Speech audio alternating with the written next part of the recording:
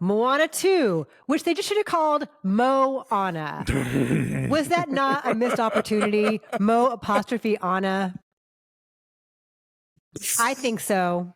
Oh, yeah, but I think everybody would have thought Mo Problems, Moana, Mo Problems. She has Mo Problems. They are bigger problems in Moana 2.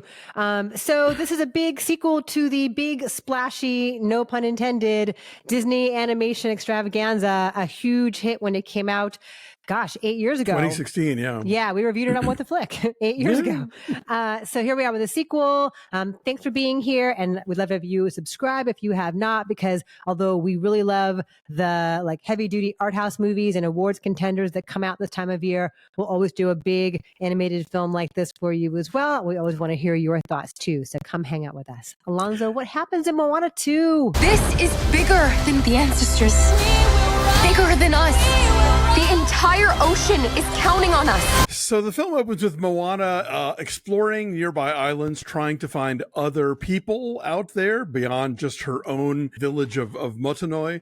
And, it opens with a big song about how everything is great and everything is as it should be. And when that's your opening number, trouble is ahead. And indeed it is. It turns out that the reason that she can't find other people is because there was an island that was kind of the meeting point for all of the different communities that live by the ocean, and a vengeful god made it go away to keep the people from connecting with each other and being powerful in that way.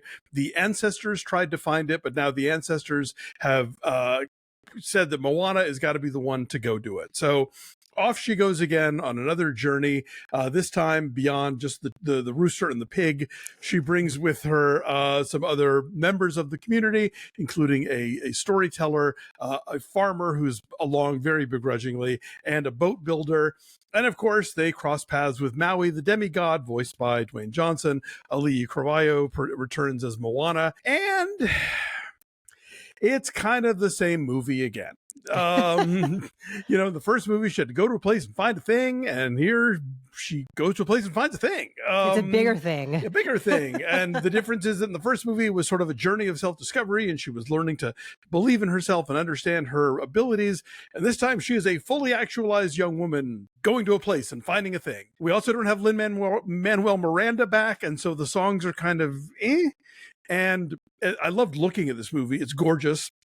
The way they animate water, the colorful nature of the fabrics and everything, in that whole sort of Pacific Islander milieu that where the film is set is really gorgeous. A lot of great API actors are being hired to voice these roles. It's always nice when Disney can do a non-Eurocentric animated film, which we've been seeing more and more from them lately.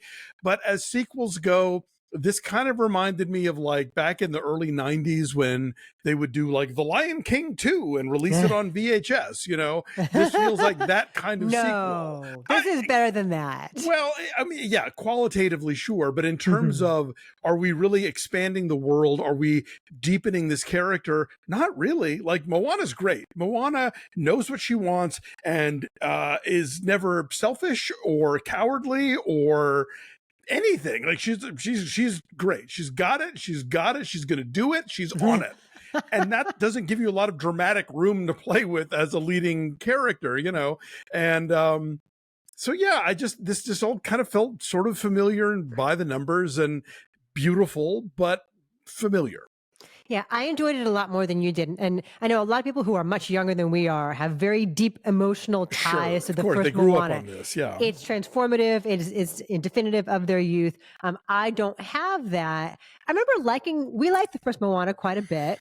And I think this is almost as good, except for the music. And the music is such a crucial element of what made that first one great. There is no single song here that matches how profound or catchy or clever, You're Welcome or Shiny or How Far I'll Go is the name of the song I couldn't remember last night in our little reaction video. That's her big declarative song, which gets so stuck in your head, and it was nominated for an Academy Award.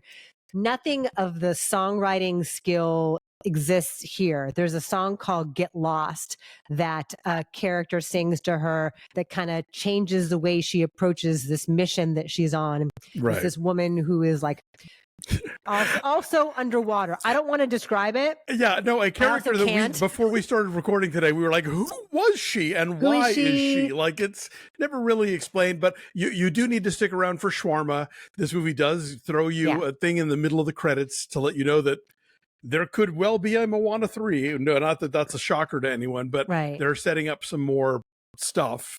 But that song, though, I think is what makes Moana different this time. I know you're saying like she's great, but she's the same kind of great. That song called Get Lost forces her to reevaluate how she goes about this assignment. She has to sort of change her thinking. And there's a message in there that is really useful, I think, to kids and parents alike, because it's about maybe not having the answers and maybe not taking like the linear, safe approach to things. And maybe you make mistakes and maybe you take a leap. And I think in a world where we as parents tend to like lawn mow for our kids to smooth it all out and prevent the problem solving that they're going to need for the rest of their lives. Like Moana is taught, you've got to solve this problem and maybe in inventive ways. So for that alone, this is valuable in a way think that's outside different. The box number. Yeah, no, totally. But I mean, but I think it's so easy when you are like, she's a total overachiever, right? She's always done things the right way and always pleased her parents and her village. And now she allows herself to like maybe get a little messy and maybe fail. And that's interesting. And that's an evolution of the character, I think. Auli'i Cravalho, as you said, is amazing. She brings such a groundedness and a relatability to a character who's supposed to be larger than life, who's supposed to be heroic and aspirational and all that.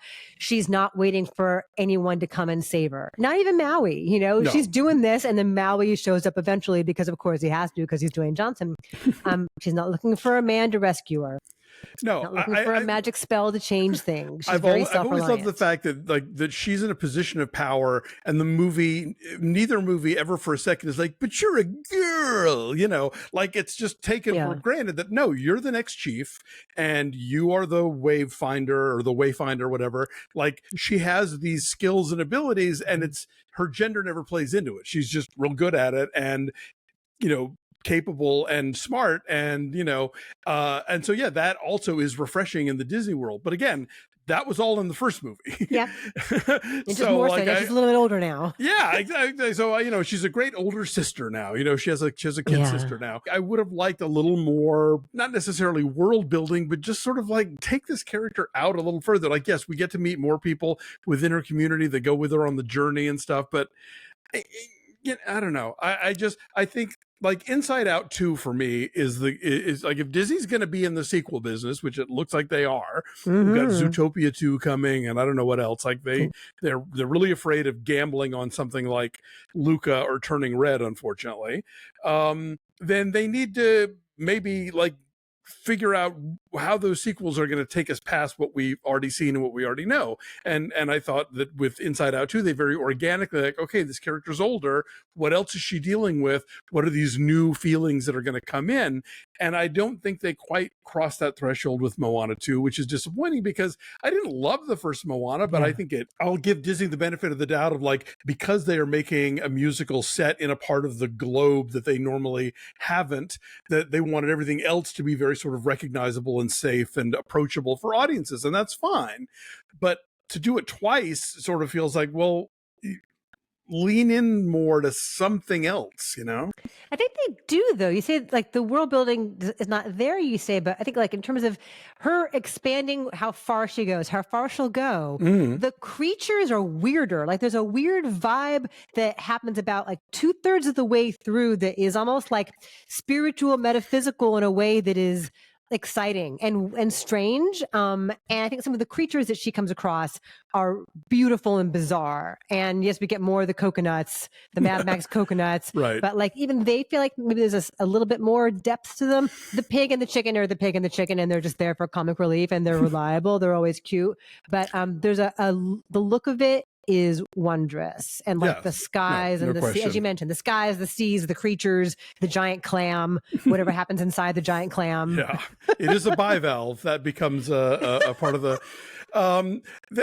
Here's what I was thinking about, and I don't want to get into spoiler territory such as it is, but I'll just say this: the quest itself is treated with much more. The film is much more interested in that than in the results of that quest or the yield of that quest. Like once she's done all the heavy lifting, that's then supposed to take us to this other thing, and then the movie's over. Like they don't even touch on that at all. And maybe they're saving it all for 3. I don't know. Maybe it's Moana 3. But it feels like that could have been a way they could have built onto this sort of established firmament that they already had going. Well, we'll find out when there is even Moana. And Dwayne Johnson's here too. And he's doing the same shtick. Whatever. Right. Yeah, for sure. And like the thing with the tattoo is always cute and reliable for comedy. Like he's fine. He's doing he's fine. He's good at this. Yeah. They have nice chemistry. Whatever. And I liked, the new characters did make me laugh. I liked the like super excited boat builder lady, and I liked the historian who turns out to be like a gushing Maui fanboy.